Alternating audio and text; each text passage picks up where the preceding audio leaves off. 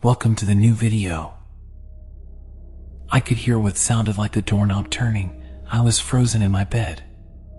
I didn't want to get my head from under the blanket. I tried to encourage myself to have a sneaky peek through a little gap in the sheets.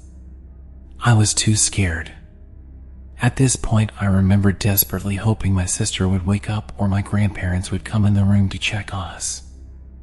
I remember feeling a cold breeze swipe past me, which was very odd because we didn't have the bedroom window open.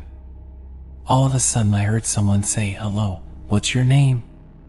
Strangely, I whispered my name. I felt really silly doing that, but I said my name anyway. I felt someone stroke my head, and then I heard footsteps leave the bedroom.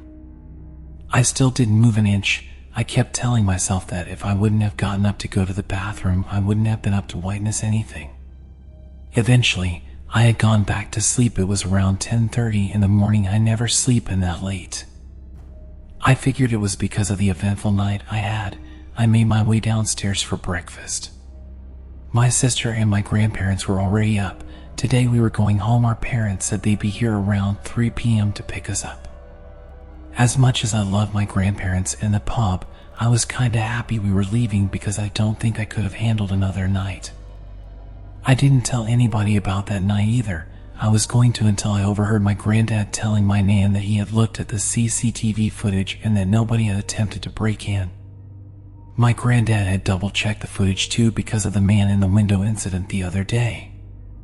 I tried to forget about what had happened. I really wanted to tell my sister, but then she would have probably told on me for trying to scare her or something, so I didn't. Again, it was another lovely day. It had just turned 1 p.m., meaning we had another 2 hours before my parents came to collect us.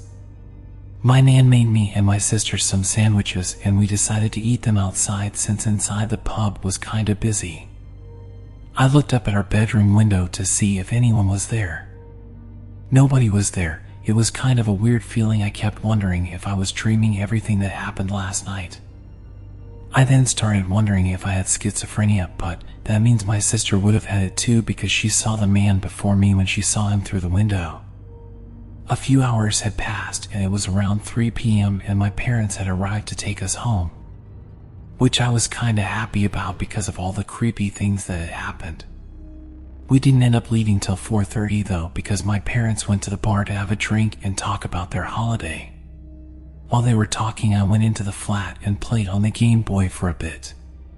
Couple minutes into the game I was playing, I heard someone walking up the stairs. It sounded like someone dragging a sack up the stairs, like what I heard the first night. I tried to convince myself that it was my sister because it was less scary than there being an actual stranger. I heard my parents call me to let me know that it was time to go home. I grabbed my bags, said goodbye to my grandparents, and that's when we left. Driving home in the car, we had to drive behind the pub where the playground area was, which was where our bedroom window was. We were stuck in traffic and right opposite the bedroom window.